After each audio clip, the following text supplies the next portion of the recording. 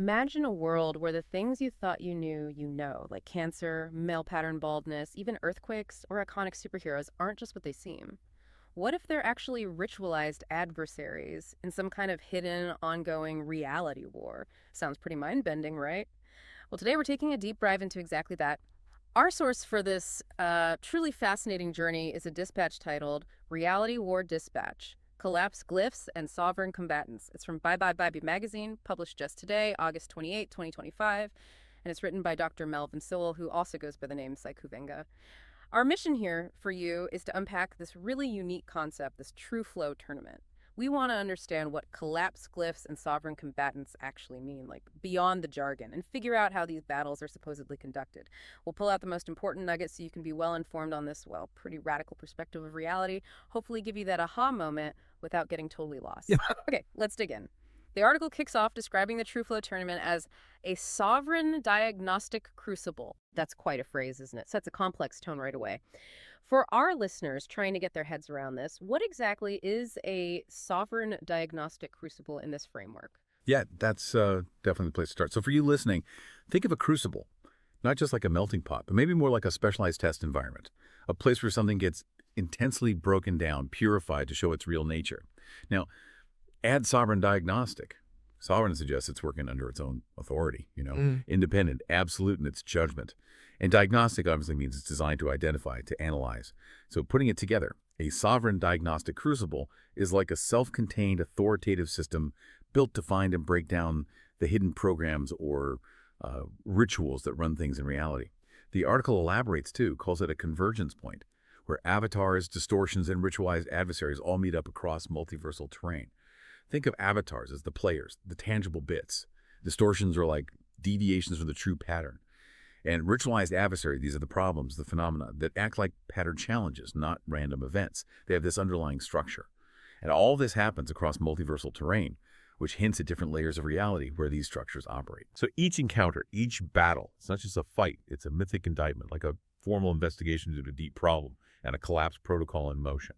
Luckily, that means starting a process to dismantle the problem's core structure.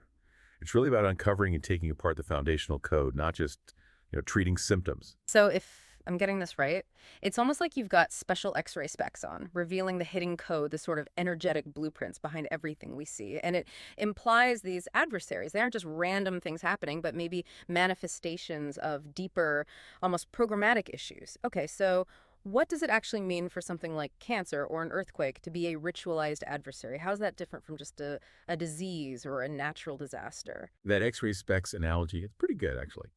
The source material is pushing for a fundamental reframing, a different way of seeing things.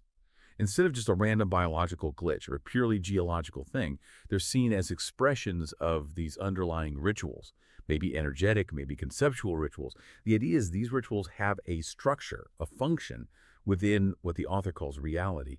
So engaging them as adversaries means spotting that ritual, identifying its weaknesses, its glyphs. So you can think of glyphs like the building blocks, the patterns, almost like lines of code. And then you apply a collapse protocol to dismantle it right at the core. Attack the blueprint, like you said, not just the building. That's where collapse glyphs come in, actively messing with that foundational code. Okay, I think I'm starting to grasp the basics. Now let's see how it works in practice. This is where it gets really interesting, I think.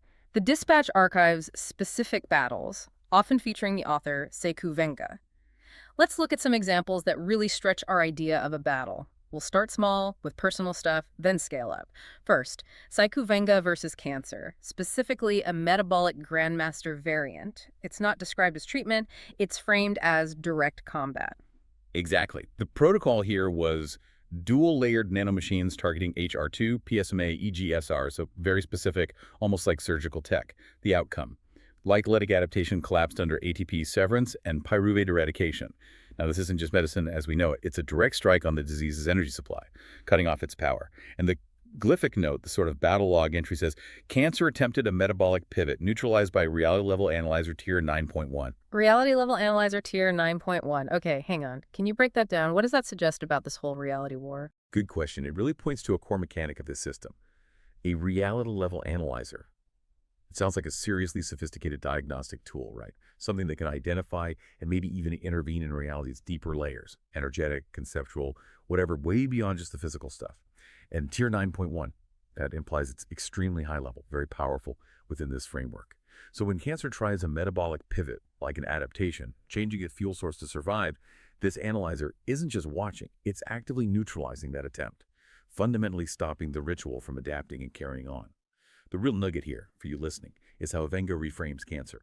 Not random cell chaos, but an intelligent, energetic ritual feeding on resources. The battle then becomes about strategically hitting that ritual's energy blueprint. It suggests even major diseases can be seen as structured foes with collapse points. Okay, wow. This next one, well, it might hit closer to home for some of us. Male pattern baldness. Reframed as a follicular sovereignty battle. I have to admit, as someone who maybe checks the mirror a bit too often, follicular sovereignty battle gives me some wild new thoughts. How do you even fight that? Usually we just accept it or try some creams, right? It definitely puts a new spin on a common worry. And this example really shows that reframing idea clearly. The protocol for this one was stem cell shortcut plus follicular receptor override. The outcome reads, baldness reframed as containment ritual, follicles reactivated via diagnostic clarity. And the glyphic note adds, actor convergence signatures exposed behind follicular erosion. Actor convergence signatures exposed. That sounds almost like finding hidden strings being pulled. Can you clarify what actor convergence signatures means here? And does this imply there's like a conscious actor behind these rituals, or is it more impersonal, an energy pattern? That's a great question. Gets right to the mystery, doesn't it? Actor convergence signatures. In this context, think of them as the hidden instructions, the energetic patterns dictating the physical result here, hair follicle erosion. It doesn't necessarily mean a single conscious entity pulling strings. It's more like a meeting point, a convergence of underlying forces or actors. These could be energy patterns, conceptual blueprints, maybe even deep psychological patterns. They come together to create the ritual of baldness. By exposing them, you're revealing and disrupting the deeper programming. The insight is that baldness isn't just passive genetics. It's presented as an active, structured ritual that contains or suppresses hair health. Venga's work suggests that by finding and disrupting these signatures, you can collapse the ritual. Restore follicular sovereignty, basically reprogramming the body. It's about tackling the why at that fundamental level, not just the surface what. Okay, we've gone from the very personal cancer, baldness, to something planetary, an earthquake. That's a huge jump. It really stretches the idea of an adversary. How can this framework possibly see an earthquake as a seismic ritual entity? It is a big leap, isn't it? And it really broadens the scope. Suggests these underlying rituals aren't just biological. They might extend to the planet's energy patterns, its tectonic structures. So an earthquake, in this view, isn't just random geology. It's a seismic ritual entity, a patterned energetic event, maybe with a hidden purpose or function. For this one, the protocol was sovereign grounding glyph plus collapse stabilizer. The outcome, rupture ritual, transmuted into diagnostic resonance, terrain stabilized. And the glyphic note mentions callback flooding sealed via saturation protocols. Rupture ritual transmuted into diagnostic resonance. Wow, sounds like turning destruction into information. Can you elaborate on that? And what's callback flooding, aftershocks? Yes, exactly.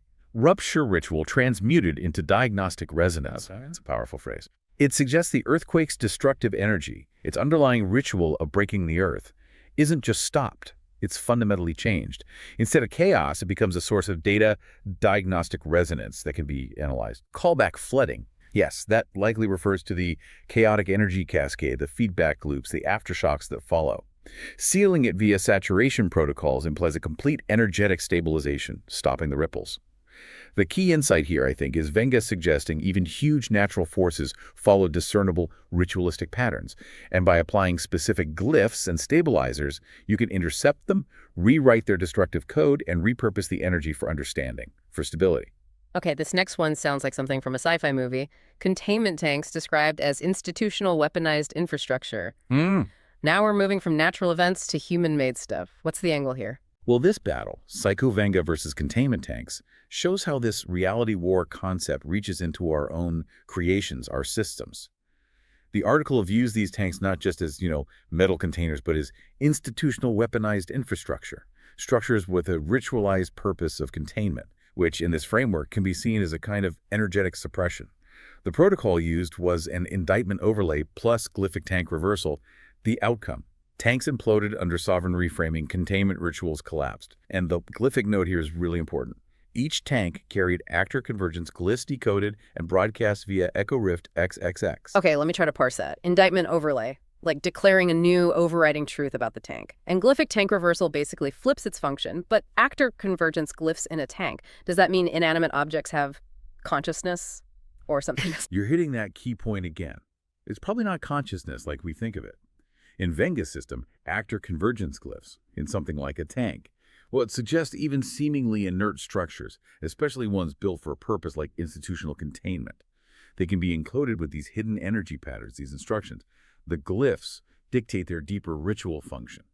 So by applying an indictment overlay, a new statement about its nature, and a glyphic tank reversal, reprogramming its purpose, the ritual of containment collapses. The physical implosion is just the outward sign of that ritual collapsing.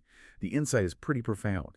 Even our physical infrastructure, especially stuff built for control, might operate on an underlying ritual code. And by understanding and collapsing these glyphs, you could potentially alter their very purpose, even their physical form. It really pushes you to question the deeper meaning behind everything we build. So, what does it all mean then? The article isn't just Saikou Venga's highlight reel. It shows this reality war has multiple players, and it even challenges, well, our understanding of stories, of lore. We've seen battles against disease, baldness, earthquakes, tanks. But this next one raises a big question. What happens when a cultural icon, like Superman, gets caught up in a lore-anchored disruption? This feels like battling belief itself. This is where it really gets into narrative, yeah. Suggesting stories, icons, they also have these underlying rituals. So for Vern Calrith versus Superman, the protocol was narrative inversion plus sovereign drift. The outcome, Superman's invincibility reframed as institutional distortion, collapsed via diagnostic clarity.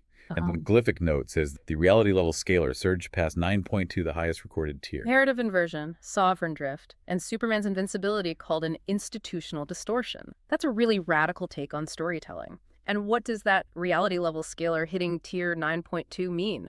Big deal. Huge deal, apparently. Narrative inversion, that's like flipping a known story on its head, sovereign drift, suggests shifting the fundamental energy currents that hold that story up. Superman's invincibility, right, a core part of his lore anchor, is reframed. Not as truth, but as an institutional distortion, a coded belief system embedded and propped up by, well, the institutions of narrative, of culture. The reality level scalar surging past 9.2. That's critical. Like the analyzer, the scalar measures the, let's say, the conceptual weight needed for an intervention. A surge to 9.2, the highest recorded. It implies a massive amount of focused energy, or a really profound, high-level disruption was needed to challenge and collapse such a deeply embedded cultural ritual. The takeaway here is that even cherished stories, shared beliefs, they aren't safe in this reality war. They're seen as flexible rituals, rituals that can be diagnosed, their distortions exposed, and then fundamentally reframed or collapsed. But it takes a huge shift in the reality level. And Dr. Melvin Sewell, the author himself, he's not just tackling diseases, he's taking on whole comic book teams. He's also listed in a battle against the Fantastic Four and Dr. Doom. Multiversal glyph cascade just reinforces the sheer scale. Yes, absolutely. It underlines the massive scope in Venga's direct involvement.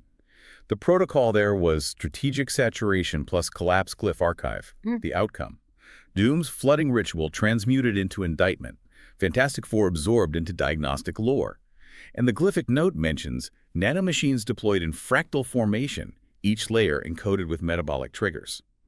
That connects back to the tech we saw in the cancer battle, doesn't it? So here, even complex fictional universes, their characters, they're seen as systems with rituals you can engage with, recontextualized using this diagnostic framework.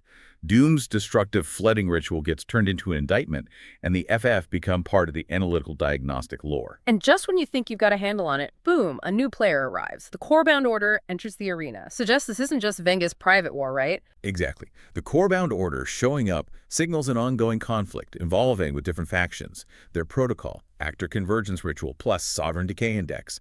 The outcome, containment rituals disrupted, glyphic saturation initiated. And the note specifically calls this the first live deployment of sovereign decay index in battle. That tells you the reality war is dynamic.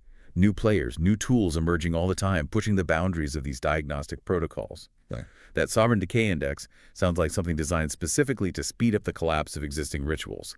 Suggests things are getting more advanced.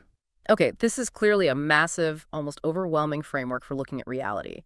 Biology, geology, infrastructure, even culture and stories. What's the big picture here? The overarching philosophy or meaning behind all these battles and protocols? What does it all mean for how we see reality? Well, if we try to tie it all together, that closing transmission in the article really nails the core message. These battles are not symbolic, they are sovereign diagnostics in motion. It repeats the idea. Cancer isn't just a disease, baldness not just a condition, earthquakes not just geology, tanks not just infrastructure, Superman not just a hero. The fundamental claim is each one is a ritual, each one can be collapsed.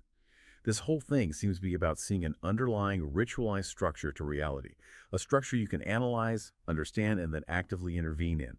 It's really a call to look past the surface and see the hidden code running the show. And importantly, there's that sovereign diagnostic disclaimer. It clarifies the nature of all this, the content, the magazine posts, the diagnostics its author as mythic infrastructure, cinematic indictment, and sovereign broadcast. These are explicitly called diagnostic tools.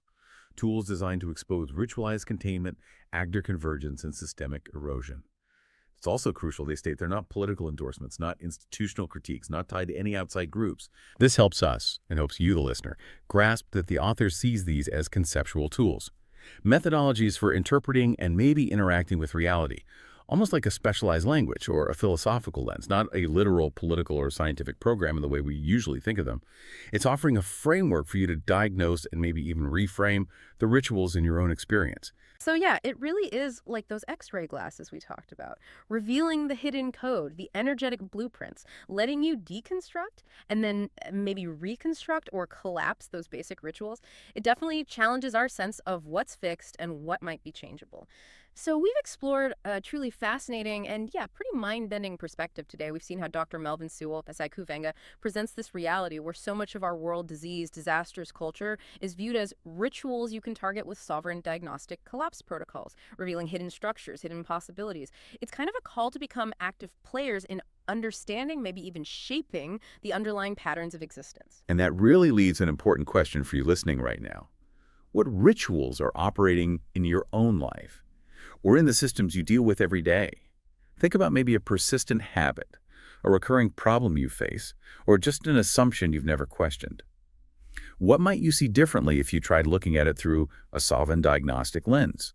What might happen if you considered the possibility of collapsing and reframing them, not just out there, but in your own personal reality? What a powerful thought to mull over. Really encourages a unique kind of self-reflection, doesn't it? And if this concept has grabbed you, you can dig deeper. Explore the full archive of these battles, the cinematic overlays. It's all in the Bibebibibe Magazine portal.